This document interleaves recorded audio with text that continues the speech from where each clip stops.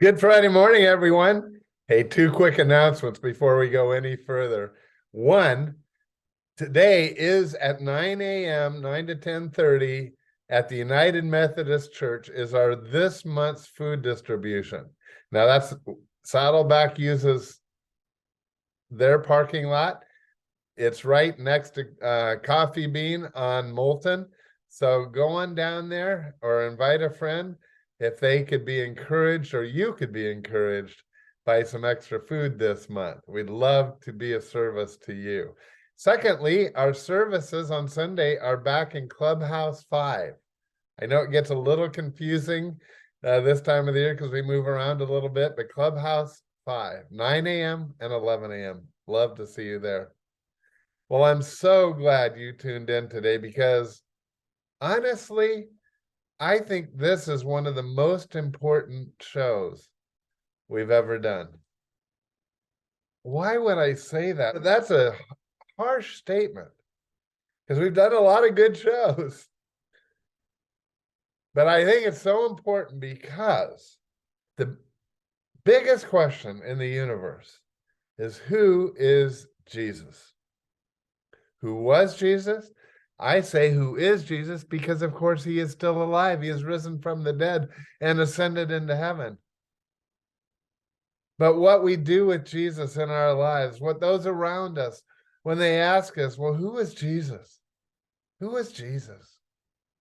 Was he just a good teacher? I was talking with a Muslim the other day, just a couple weeks ago. And he said he has no problem with Jesus. And he's happy to talk about him because he views him as a prophet, like Moses or Muhammad. But the thing is, Jesus is so much more than that. And the passage that we come to today makes that so clear. I want you to get this passage locked into your brain and your heart. This is a great one to go to. We're studying the book of Colossians right now. And there were false teachers in the church at Colossae, and they were saying things about Jesus that just were not true.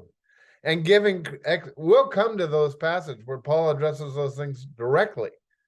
However, the bottom line of it is Jesus is who Jesus is, and you can't change that. So who is Jesus? We just finished the introduction to the letter yesterday. I appreciated that. But now Paul turns to the meat of what he needs to say. And the most important thing that he can tell his friends in Colossae is who is Jesus. This passage begins, he, Jesus. Actually, the previous paragraph he'd been referring to him as the Son of God. But he, Jesus, is, not was, is, because he's still alive. He is the image of the invisible God, the firstborn over all creation. So Paul just makes it clear.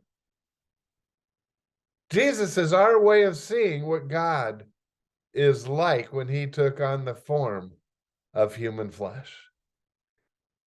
He is the image of God. He's something that we could see as human beings. That alone is a verse to remember. He is God. He is God.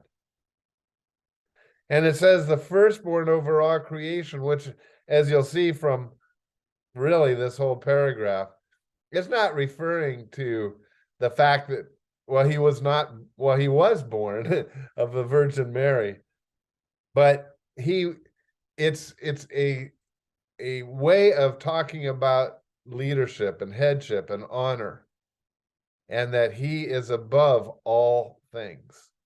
There is nothing above Jesus. Like the firstborn son, no matter what else changes, the firstborn son was always the head of the families in those days. And how can that be said? about Jesus over everything in all creation. Verse 16, for by him all things were created, things in heaven and on earth, visible and invisible, whether thrones or powers or rulers or authorities, all things were created by him and for him. So twice it says, just to make sure we get it, all things. How much is all? All. All is all. All things. Everything was created by Jesus. So we learn a lot from that. Yes, in the beginning, God created. But we learn from this passage that God's creation was done by the second person of the Trinity, the Son. It was through Jesus. Jesus spoke, and all things came into existence. That's how God put the universe into existence, into being. It was through the Son. It was through Jesus. By him, Jesus, all things were created. I hope this lifts your view of who he was. Jesus not only is, well, it really because he is the second person of the Trinity. He had the power to create everything, and he had the infinite wisdom to make them perfectly. Perfectly. I just read an article a week ago that talked about how fast the universe is expanding. And it's going outward from a center point. Scientists have tried to downplay it by saying it's a Big Bang.